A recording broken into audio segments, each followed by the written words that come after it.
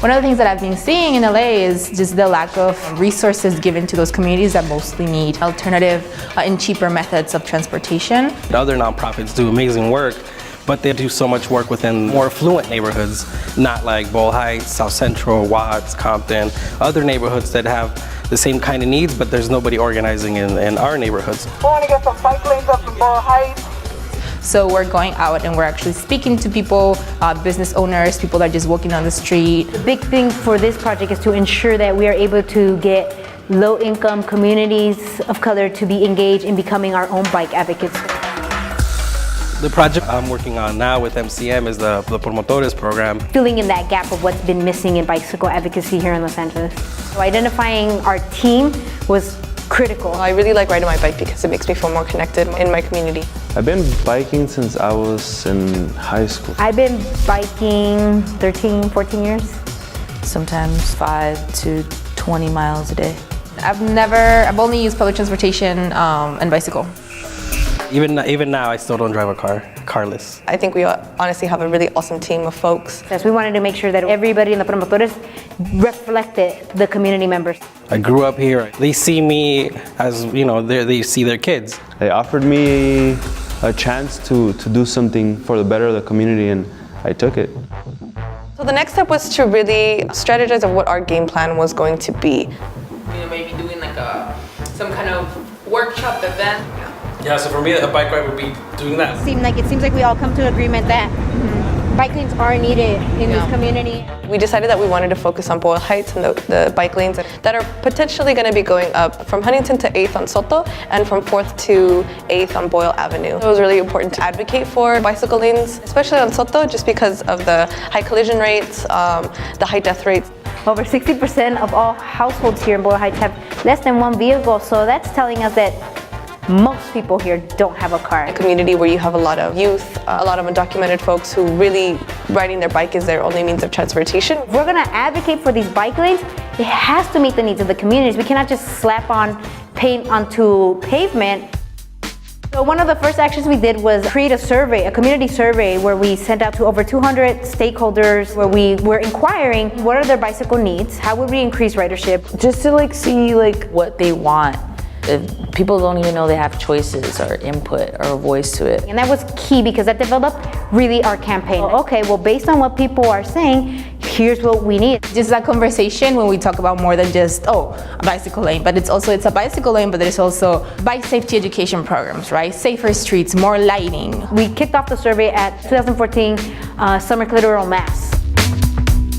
At Clitoral Mass, it was really awesome to engage a lot of the young women that were at that bike ride. So now how do we engage community to join us in these conversations? So one of the first things we did was the outreach at Ciclavia. Well, today's Ciclavia was a great opportunity for us to flyer and for us to talk one-on-one. It's one of the biggest events in LA. We got so many folks coming through from all parts of town, not just from the neighborhood.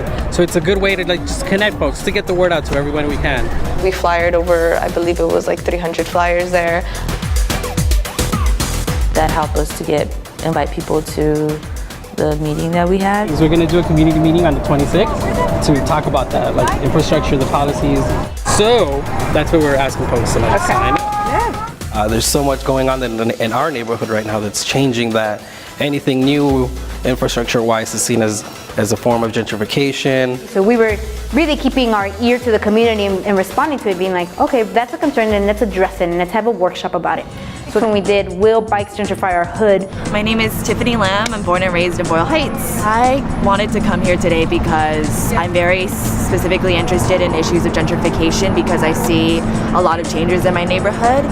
It was great. It was great to see people dialogue. Collaboratively, it was a room full of 30 people. We came up with kind of what are key questions we need to ask ourselves when a project that's coming into our community that may seem like a good idea on the surface, to ensure that it's actually going to serve the current needs of the current community members, so that it's not something that's responding to some developer's attempt or some other community's attempt of entering. As we're such a car culture, to see so many folks from different neighborhoods coming out to Boyle Heights to talk about bicycle advocacy is a great thing. We went to the LA Bicycle Advisory Committee. We went to the Boyle Heights Neighborhood Council. We really thought it was important to also tap into power players. This is the stat for all the accidents in down Soto. As you can see, they're very high numbers. We went to different shops and we talked to them about supporting bicyclists in Boyle Heights. And you know, a lot of folks didn't know that there's going to be bike lanes coming in. So it's going to cross Soto? Yeah, it's going to go through all Soto to 8th Street. A lot of them were actually cyclists and were really enthusiastic about like getting bike lanes because they themselves ride to work or ride back. If they were okay with like supporting us through posting this poster on their business window. I think we did pretty well. 100% support. 46 posters go out, and that happened within 40 minutes. They're like, yeah, we want to see more folks come and ride their bikes. I think the biggest thing to take away from our MCM Promotores project is that the community has to be the leads on this. Getting people from the community, people that know the streets, people that know the language, people that could relate to one another. It's all about knowledge, and as soon as you give the people the knowledge and the resources and you give them the decision, the choice to do it. Having folks take that into their own hands, I think it's really necessary. Invest in those folks that are already in the community, whether they're leaders or future leaders that just need development. Investing in other folks is the best thing you can do. I think it's really powerful to see, other people that are also using alternative methods of transportation, like doing the advocacy work necessary to create change.